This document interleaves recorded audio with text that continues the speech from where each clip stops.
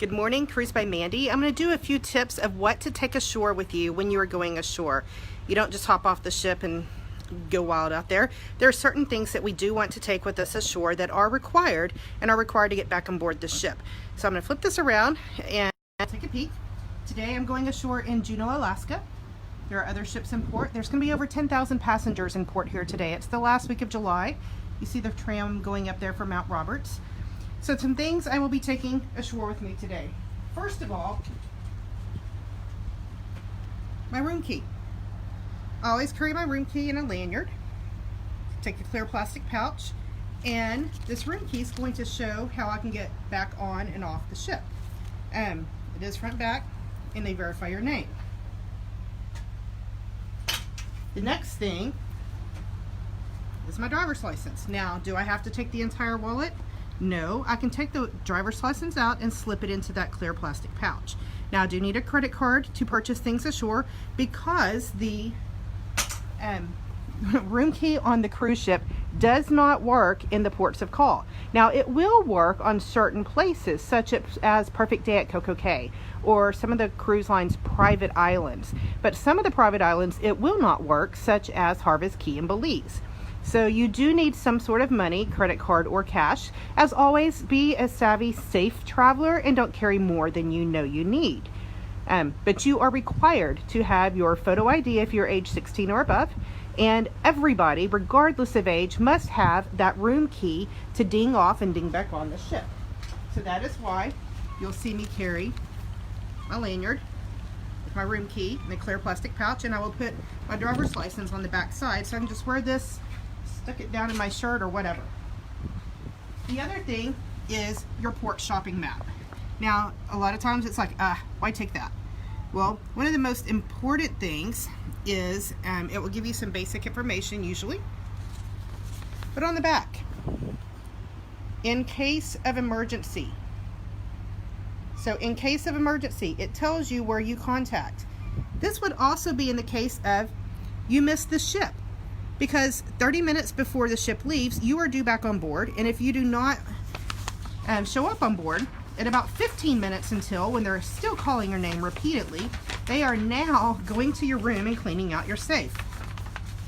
The other good thing about this is there's usually a map on the inside, so you can see exactly what you want to do with some shopping and other things, any other important phone numbers. But the most important thing, once again, is the back side where it says, in case of emergency. And it's in a different place for each cruise line. Your schedule for the day on your daily planner will tell you when you have to be back on board. So for example, today, all guests required to be on board at 8:30. That does not mean 8:31. That means 8:30.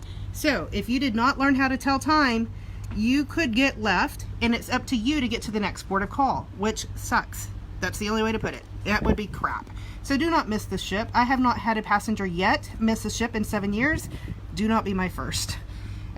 So lots of things. If you are staying on board, they always have things to do and whatever you want it to do. But today, I'm going ashore.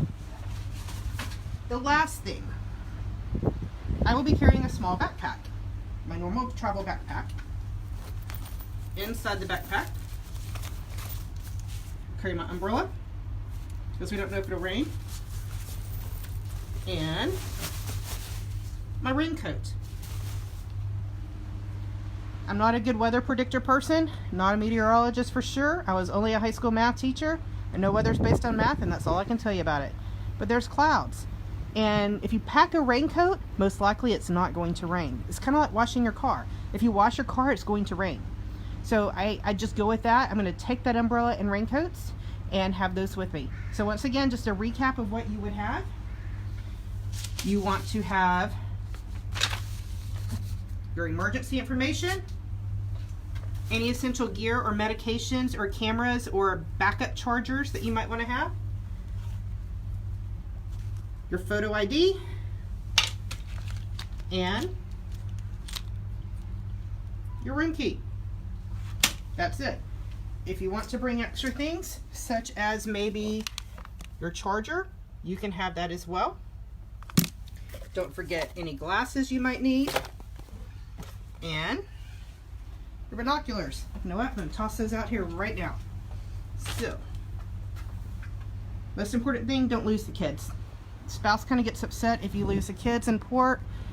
I've only lost them a couple of times, so not going to increase that record.